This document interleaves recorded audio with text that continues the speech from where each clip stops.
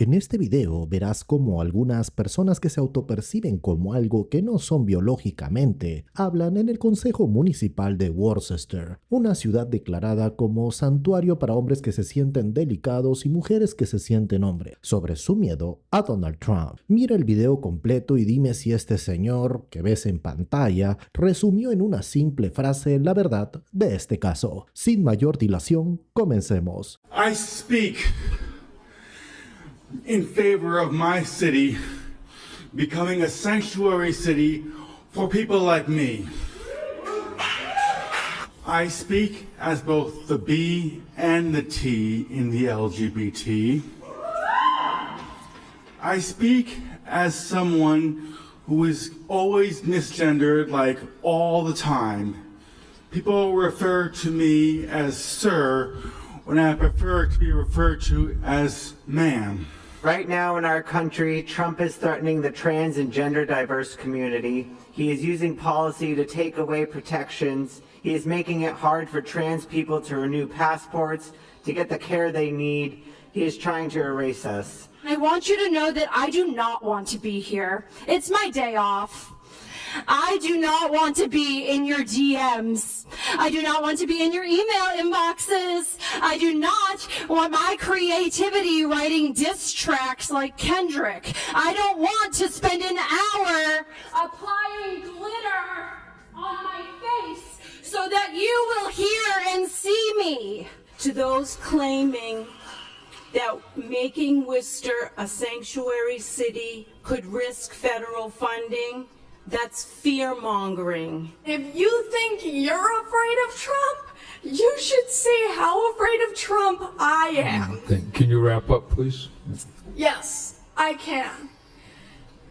If you say that you're afraid of Trump and that's why you don't want the city to be a safe space for trans people, you better prepare for trans people to make this a very unsafe space. Yeah. Can you look at me and tell me how many of my friends need before you do anything? Please wrap up. Look at me!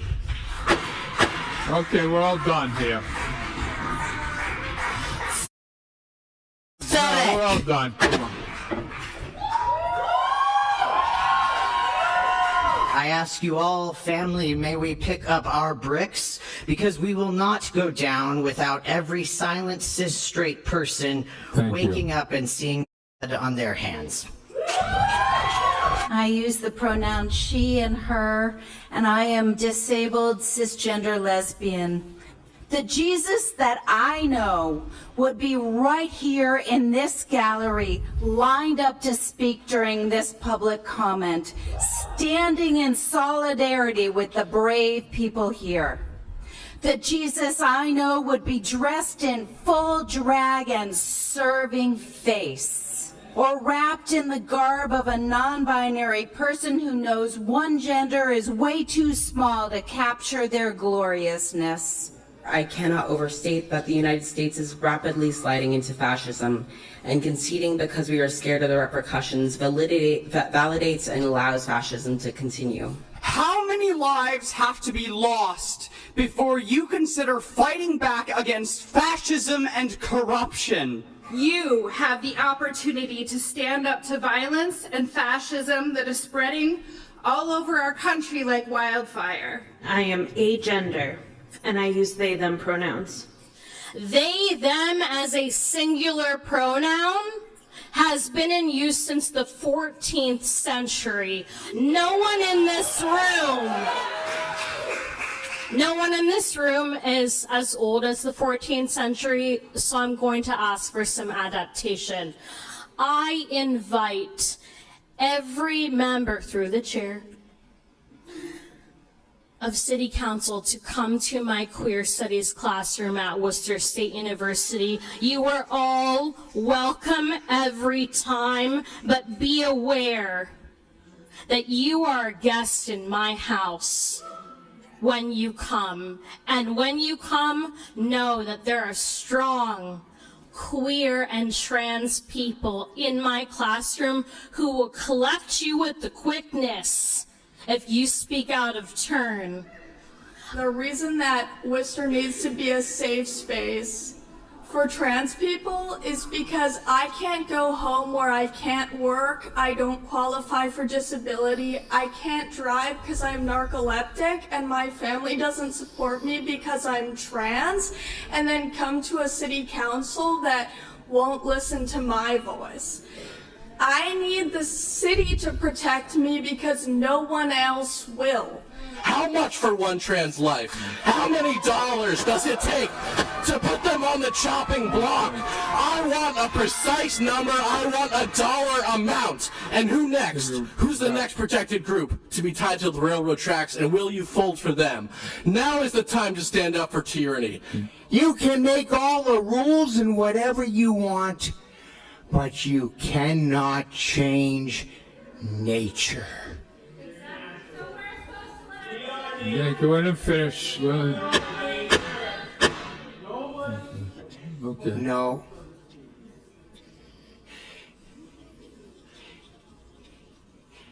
That's all. Thank you.